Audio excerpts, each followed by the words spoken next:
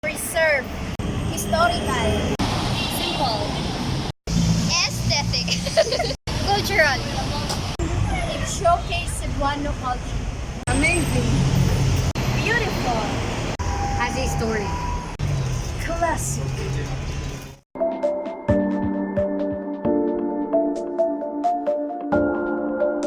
Philippines is globally known for its very rich culture and history and how it developed over time. Due to the different colonizers, Philippines had adopted different practices which led to the very colorful and bountiful culture that the country has, varying from one place to another. As a country with 7,107 islands, Cebu City is one of the cities that marked a significant event in the history of our beloved country.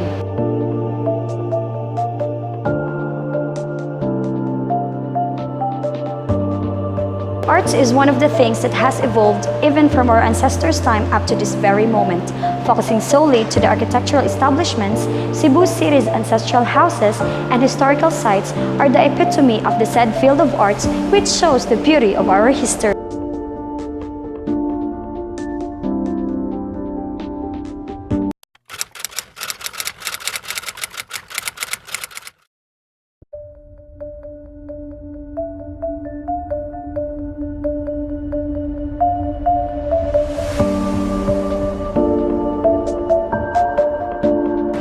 The atmospheric Yap Santiago Ancestral House is among the oldest country's residential homes, which was built in the late 17th century during Spanish colonization.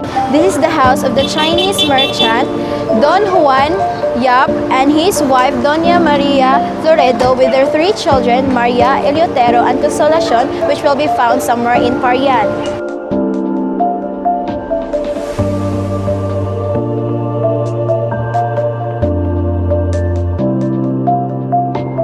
The Yap Santiago Essential House is filled with contemporary and Asian artworks, antique pieces, and Cebuano-made native furnitures.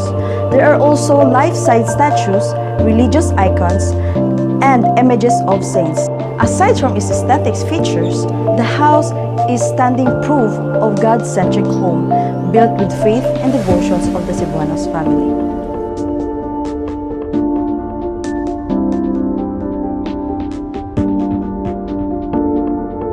By gazing at the house, it is evident that the Yap Santiago Ancestral Houses is a combination of Spanish and Chinese influences.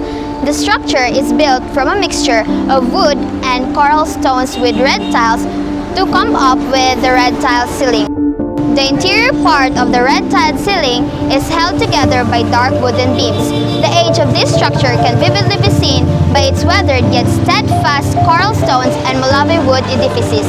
This ancestral house was actually dubbed as the Balayng nga Bato o Kahoy because of the structure's choice of materials.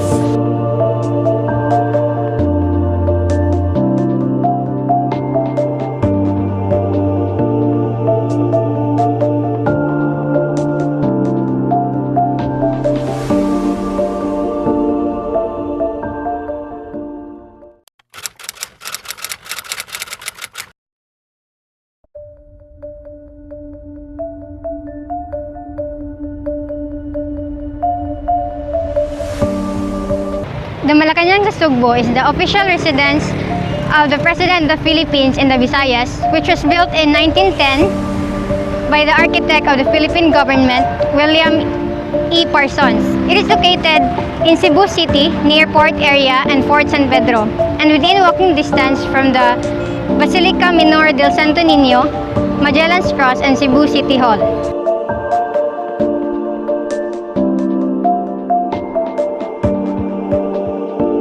This was actually formerly known as Aduana, which houses the Bureau of Customs. However, in 2004, the former President Gloria Macapagal Arroyo converted the structures into Malacañang sa Sugbo.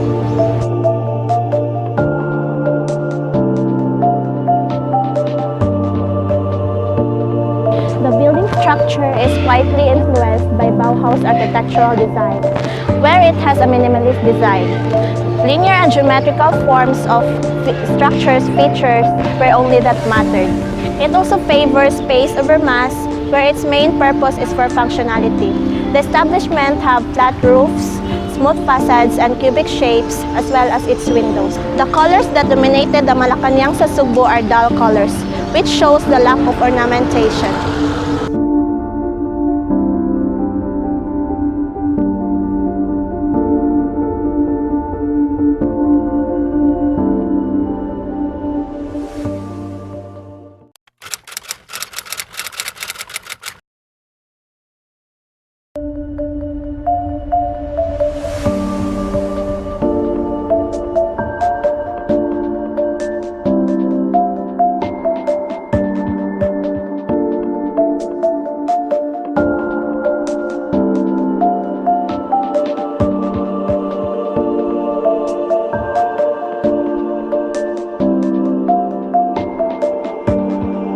Lastly, the Rizal Memorial Library and Museum, which was opened to the public last March 16, 1992 and can be seen along the Espana Boulevard. This was built by architect Juan Marcos Arellano, the same person who built the Cebu provincial capital. This was named after Dr. Jose Rizal, who fought for freedom through his writings during the Spanish colonial period.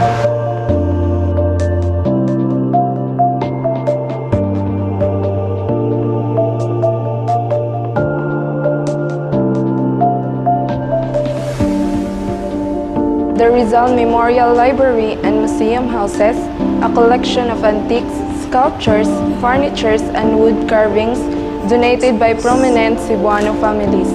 One can also find portraits of a well-known Cebuano figures, florals and landscape artworks, paintings, sculptures, and murals.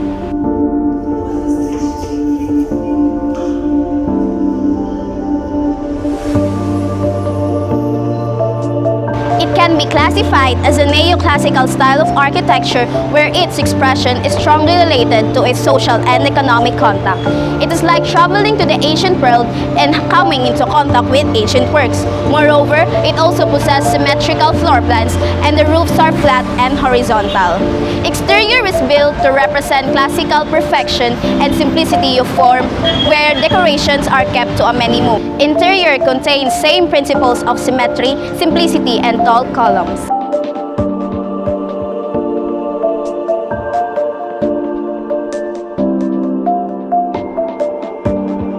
Upon exploring these places in the Queen City of the South, we were able to have an idea of the Cebuanos' lives and how they lived before modernization. This just justified how important arts is in preserving the history.